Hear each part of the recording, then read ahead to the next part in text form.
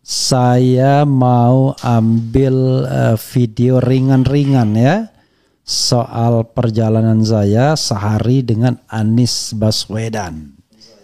Jadi sobat semuanya ya, saya bukan orang yang sering berjalan dengan Anies bareng gitu. Karena saya meskipun saya sahabatnya, saya bukan inner circle-nya, itu satu. Yang kedua, saya pun bukan orang yang mengikuti dia untuk dukung Pramono Rano ya. Jadi meskipun saya diminta ya oleh orang-orang Anies untuk dukung Pramono Rano dengan cara tertentu ya, termasuk juga diundang makan siang, saya tetap bergeming. Bergeming itu adalah tidak bergerak ya, karena saya kok lebih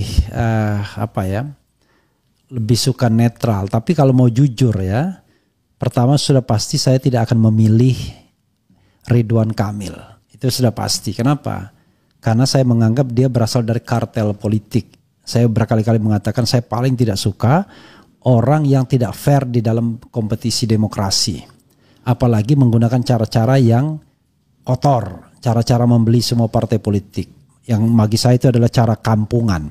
Tidak mau saya yang seperti itu. Saya inginnya ya yang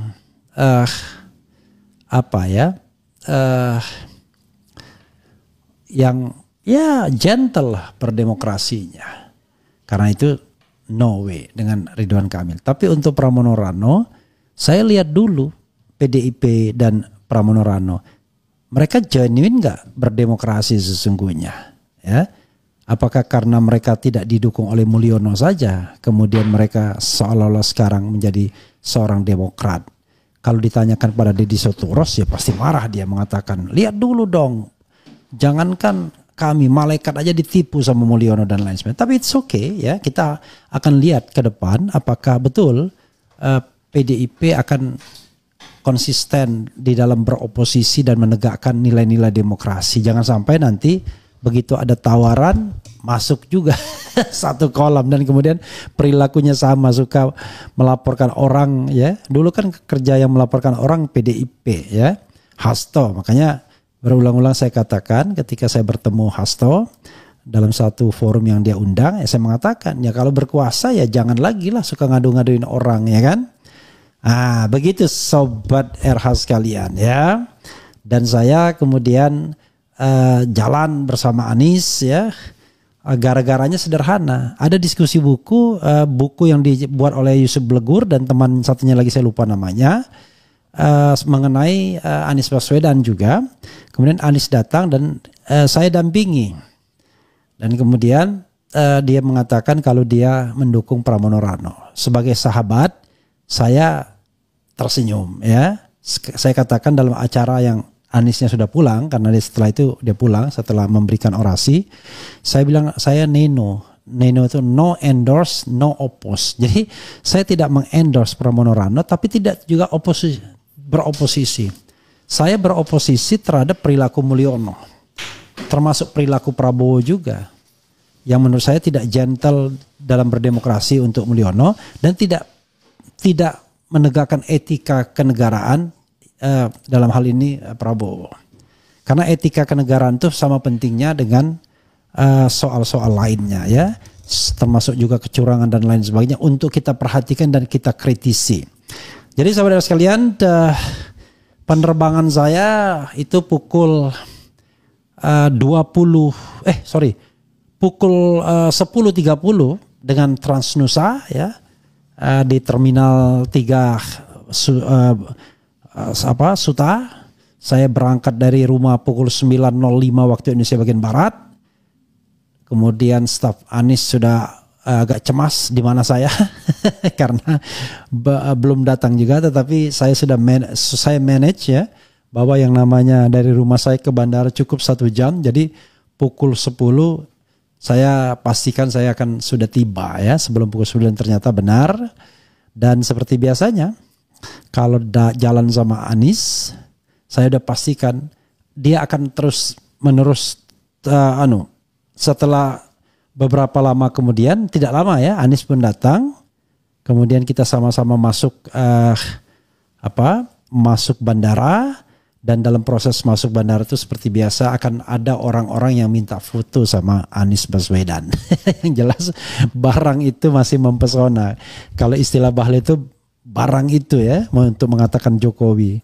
Tapi barang itu gawat, susah, nggak bisa main-main sama barang itu. Kalau ini barang ini masih mempesona. Anies Baswedan ya. Lalu kita naik mobil mobil golf ya. Coba lihat ya. Pokoknya semua kalangan ya, mulai dari anak kecil, nenek-nenek, gadis cantik dan lain sebagainya, semua minta foto ya. Kemudian kita juga naik mobil golf ke bandara ya. Sempat juga difoto orang depan ya. Jadi dan kemudian di pesawat ya, di pesawat kebetulan saya satu tempat duduk ya. Jadi Anies juga casual sesungguhnya, cuma bedanya ketika dia acara dia tidak casual lagi ya.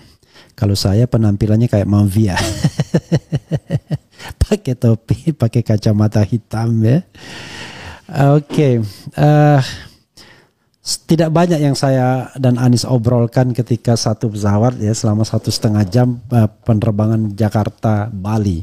Jadi saudara sekalian, itu acara IKADIN, Rakernas, Rapat Kerja Nasional IKADIN yang diselenggarakan tentu oleh IKADIN ya. Ketua IKADIN sekarang adalah Magdir Ismail. Kemudian Dewan Pembinanya adalah ini foto ketika kita sudah sampai di Bandara Ngurah Rai ya, berjalan.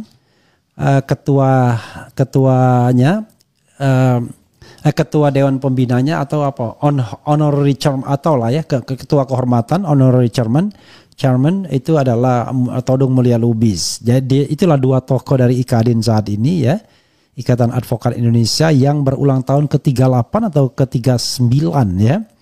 Dan memang sobat era sekalian, IKADIN ini kebanyakan adalah pembela Ganjar di dalam Pilpres kemarin. Baik Magdir Ismail maupun Todung Mulia Lubis adalah lawyer Ganjar dalam sengketa di Mahkamah Konstitusi. Sementara saya lawyer Anies ya. Tetapi kita tahu Anies dan Ganjar sekarang sudah terklop. Tetapi di Bali kemarin sesungguhnya mereka baru pertama kalinya bertemu di dalam forum yang tidak pernah juga, tapi virtual. Mereka hadir secara virtual, tapi ini mereka hadir secara fisik ya. Ganjar tentu saja hadir karena yang mengundang adalah para lawyer dia, dan Anies hadir karena ngundangnya melalui saya ke John Odius yang lebih dekat dengan lingkaran Anies, dari John Odius ke Anies, dan Anies kemudian mau datang ya. Dan luar biasa. Karena sebenarnya kan ini acara IKADIN, Ikatan Advokat Indonesia. Saya juga anggota IKADIN ya. Saya anggota IKADIN. Saya bisa spill juga ini saya ya, kartu anggota saya, anggota IKADIN, dan juga saya pengurus IKADIN tapi di dewan pengawasnya. Jadi saya bertemu Ganjar ini pasca Pilpres untuk kedua kalinya kelihatannya ya. Jadi all UGM's min ya, karena jamak. Jadi baik saya, Ganjar maupun Anies orang-orang UGM sesungguhnya. Ganjar kakak angkatan saya, 2 tahun di atas saya, angkatan 87. Kemudian Anies dan saya satu generasi, angkatan 89. Bedanya adalah saya dan Ganjar satu fakultas hukum, Anies fakultas ekonomi ya.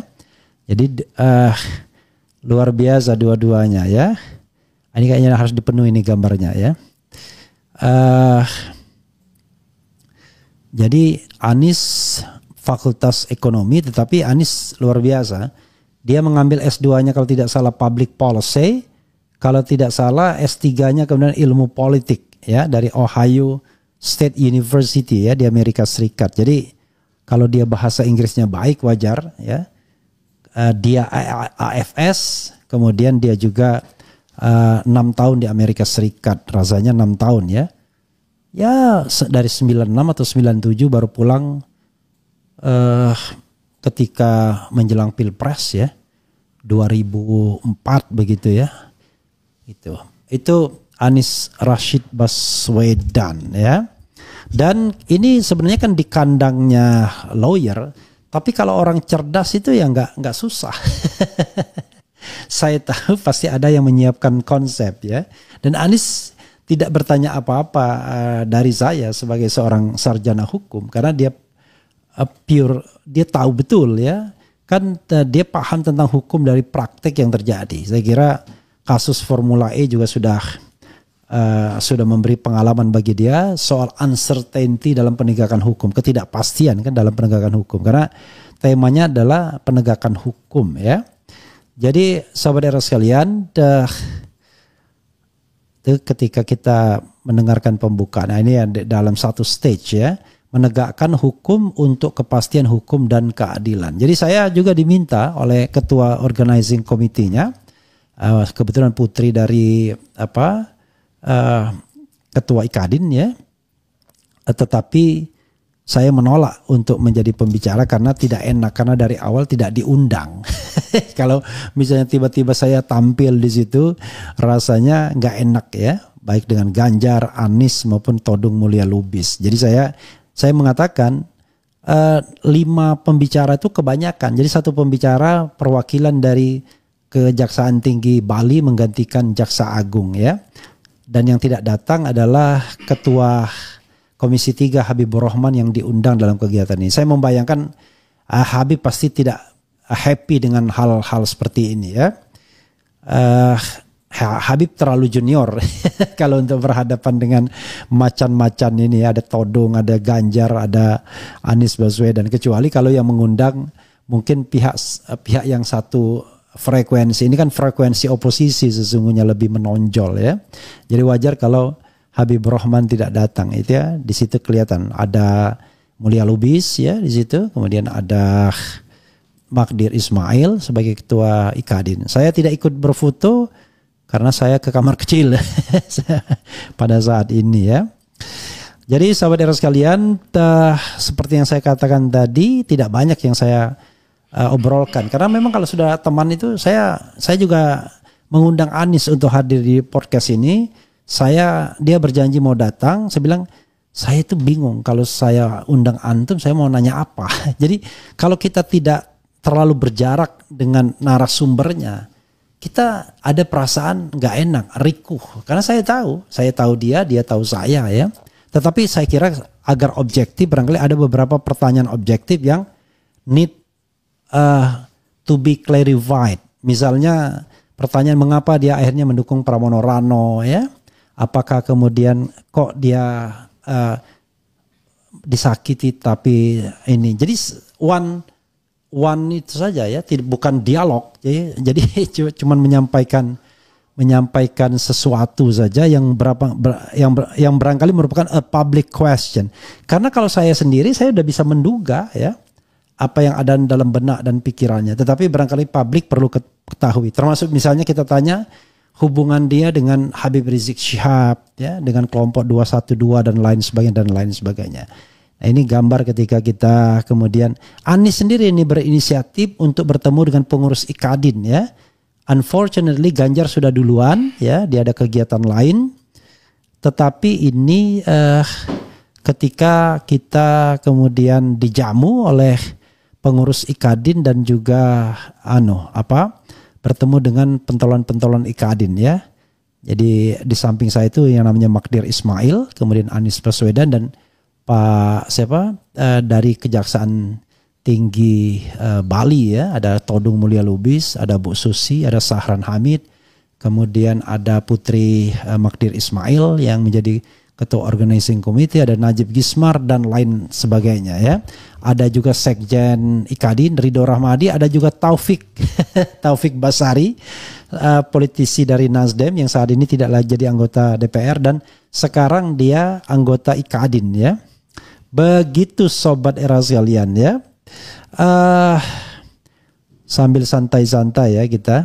Saya pernah juga ikut Anies perjalanan ketika kampanye kemarin ya dengan private jet. Dan ini benar-benar nebeng, nggak nebeng dong, diundang ya. Kalau nebeng itu beda, diundang perjalanan tidak terlalu jauh ke Bengkulu, kemudian Lampung ya dan balik ya. Dan Bengkulu tidak menginap, yang menginapnya di Lampung. Begitu padatnya acara ya. Dan Anies baik memberikan kesempatan saya untuk berorasi di Universitas Malahayati ya.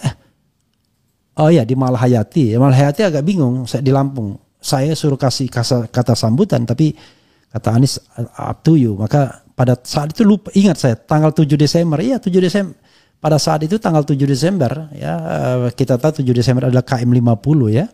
Sehari sebelumnya tanggal 6 Desember berarti di Bengkulu saya juga disuruh berorasi di kampus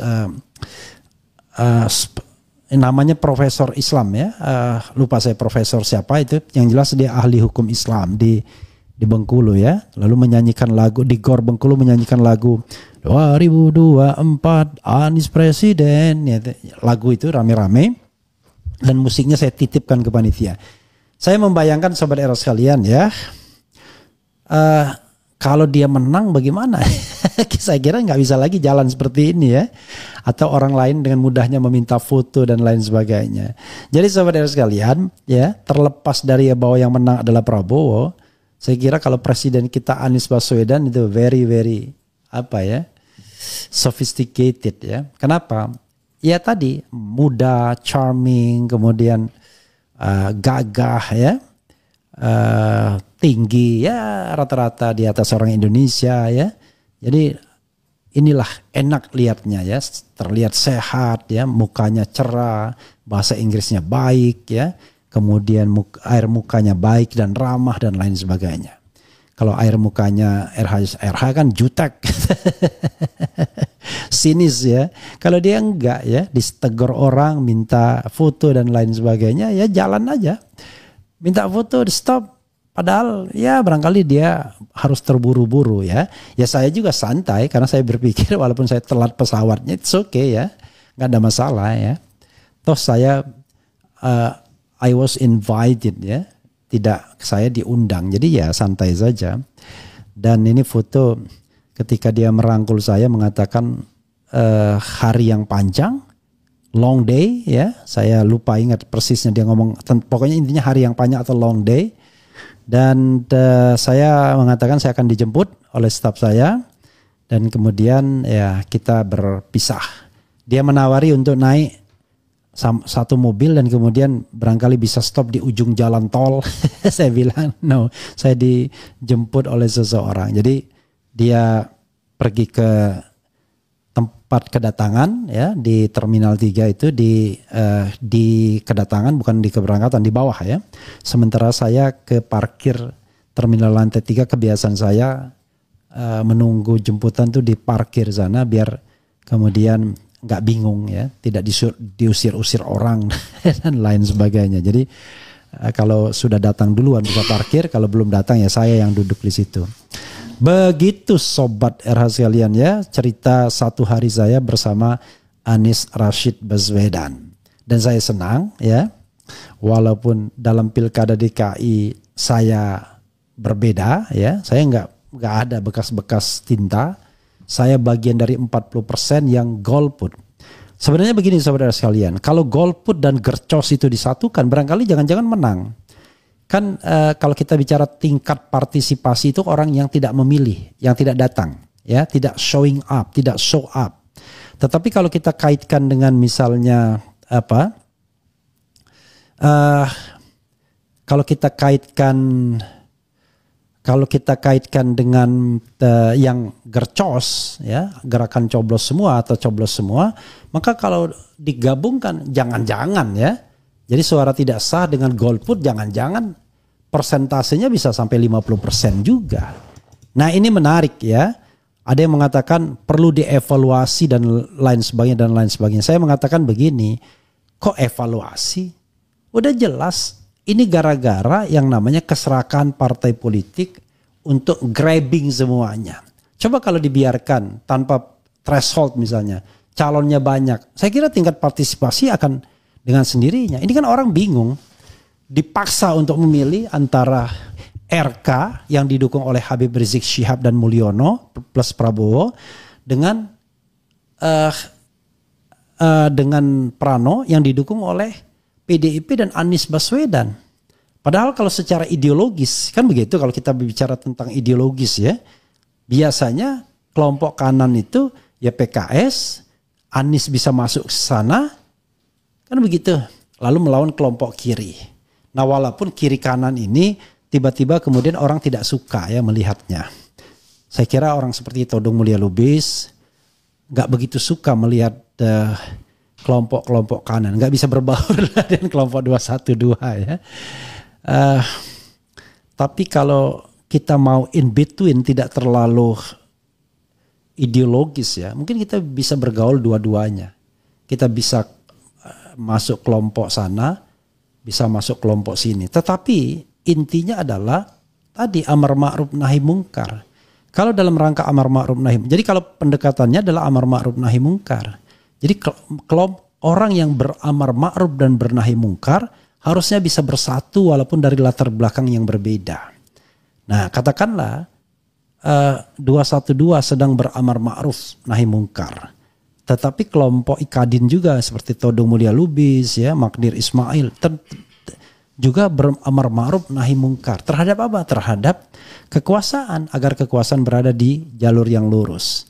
Misalnya, apakah 212 tetap akan memaksakan dalam tanda kutip mengkampanyekan penegakan hukum terhadap KM 50? Apakah kelompok-kelompok sosial demokrat Indonesia akan tetap menyuarakan mengenai penegakan hukum terhadap kasus Munir? Kan harusnya bisa bertemu kepentingannya untuk bicara kepada Prabowo agar melakukan namanya penegakan hukum. Ya, apakah dia sesungguh-sungguh dalam penegakan hukum atau hanya omon-omon saja, termasuk penegakan hukum anti korupsi ya, yang korup-korup tidak usah dikasih tempat lagi. Walaupun saya agak sedih juga mendengar cerita Magdir Ismail ya. Dia sebut nama tapi tentu saya tidak mau menyebut namanya. Dalam kasus BTS kan dia tahu, dia kan lawyer yang mengembalikan uang 27 miliar kepada Dito Aryo Tejo. Tapi uang dikembalikan, Dito nggak diproses sampai sekarang. Tetap dijadikan menteri. Ternyata isunya ada 2 menteri lagi yang menerima duit. Yang menerima uang. Kalau saya sebutkan namanya Anda pasti kaget. Karena menteri itu dipuji-puji sebagai menteri yang bersih dan lain sebagainya, yang mau memberantas macam-macam lah. Ya kan? Ternyata terima juga dia. Wah, kacau juga saya bilang ini, ya kan? Yang itu yang jadi menteri lagi terima juga. Allahu Akbar ya. Pak Prabowo ya, the question is, Anda sebenarnya serius nggak sih mau memberantas korupsi? Masa menteri-menteri bermasalah diduga menerima uang korupsi Anda pakai terus menerus ya kan? Jadi ya sudahlah, kalau memang cuma omon-omon saja ya sudah, apa boleh buat ya? Berarti bahwa pemberantasan korupsi kita adalah pemberantasan korupsi yang omon-omon doang ya, OMD ya, omon-omon doang ya. Oke, coba kita bacakan komentar sobat era sekalian ya. Mantap bang, pasangan serasi. Enggak juga. Kalau tinggi badannya ya mirip-mirip lah, tetapi saya bukan orang yang sering bersama Anies ya. Kaltim hadir ya, Anies Mas Bedan Lop menyala, cadas ya, hadir, Kalbar hadir, cadas. Assalamualaikum warahmatullahi wabarakatuh. Selamat malam. Assalamualaikum. Bandung hadir. Mutiara sekalipun di dalam lumpur tetap berkilau ya. Ya, saya akui luar biasa pesona Anies Baswedan ya. Jadi saya itu saudara sekalian, kalau ada kegiatan di antara kelompok-kelompok Anies, biasanya capek juga melayani orang minta foto bareng. Tapi kalau ada Anies, saya separuhnya senang, tidak cemburu pasti. Ya kan jauh sekali jarak saya sama Anies ya kan. Jadi ya saya bisa santai karena orang pasti sibuk dengan Anies Baswedan ya, tidak dengan Refli Harun ya. Jadi kita bisa ngerumpi-ngerumpi sama Syahrin Hamid ya. Syahrin Hamid itu yang sering mendampingi Anies Baswedan ya. Kalau digambar nih sekarang orangnya yang jalan di sebelah kanan Anies yang ya pakai jas agak pendek-pendek sedikit ya. Saya bercerita lelucon sama dia dan dia tertawa ngakak ya. Leluconnya begini, saya bilang, ini Anda itu seperti cerita tentang Paus Yohanes Paulus. Ini saya lelucon yang saya baca di mana. Jadi one day Paus itu bosan dia dengan keseharian. Jadi dia ke New York, dan di New York dia pengen nyetir sendiri. Ya sudah, sopirnya disuruhnya pindah, kan setir di sana di sebelah kiri ya. Disuruhnya pindah sebelah kanan. Kemudian dia nyetir, karena nggak biasa nyetir, nabrak-nabrak dan lain sebagainya. Di stop oleh polisi New York. Tiba-tiba polisi itu pucat. Lalu udah dia silahkan Paus pergi. Lalu kemudian ditanya dia oleh kepala kepolisian, siapa dia tadi? Kenapa kamu biarkan aja? Apakah dia wali kota New York? Bukan, katanya. Apakah dia gubernur the state of New York, ya, negara bagian New York itu the state of New York. Ibu kotanya bukan New York. Ibu kotanya, lupa saya. Ibu kota New York itu bukan New York, ya. Nah, siapa dia? Apakah dia gubernur negara bagian? Bukan. Presiden Amerika? Bukan juga. Siapa dia? Saya nggak tahu. Tapi siapapun dia, yang jelas dia orang hebat. Sopirnya aja Paus. Jadi sopirnya aja Paus. Jadi saya canda itu saya kasihkan ke Syahrin Hamid. Dia tertawa. Saya bilang, jangan salah. Orang itu tidak surprise dengan Anies. Orang itu bertanya-tanya siapa yang di samping Anies. Itu saya bilang. Kan kalau Anies sudah dikenal kan, orang bertanya siapa sih di samping Anies. Setiap ada meeting selalu hadir dia. Ya itulah namanya Syahrin Hamid ya.